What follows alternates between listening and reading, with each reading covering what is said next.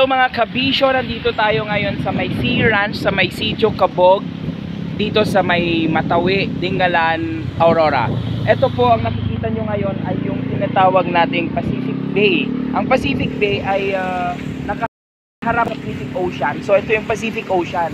Expect nyo, very open yung dagat na yan. Kaya pagdating ng mga panahon ng tag-ulan, habagat, talaga ang lakas ng alon, yung hangin, maging yung dito, yung dagat talagang very rough. Kaya dito, yun yung panahon ng mga tao nagtatago lang halos sa bahay kasi talagang nasisira yung mga bubong nila pag may bagyo.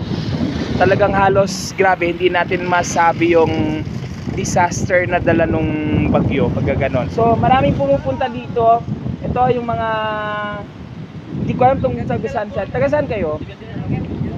Dingalan din, okay. So mga kabataan na ito talagang namamasyal palagi dito sa area na to kasi tulad nito tag-init, pero dito kahit tag-init ang lakas ng hangin, no?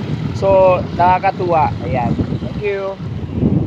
So ayan, dinaanan lang natin kasi pagdating natin kahapon wala na tayong oras, and over there makikita nyo yung view.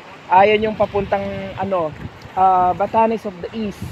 So wala na pa yung oras na pumunta pa doon. Siguro sa other time babalik kami dito sa lugar na to. Kaya abangan nyo po yun. Kanina kararating lang namin dun sa bundok. Mamaya ipopost ko yung mga videos yan. Maraming salamat po. This is your Kuya Juan, ang mentor ng bayan at inyong kabisyo sa negosyo.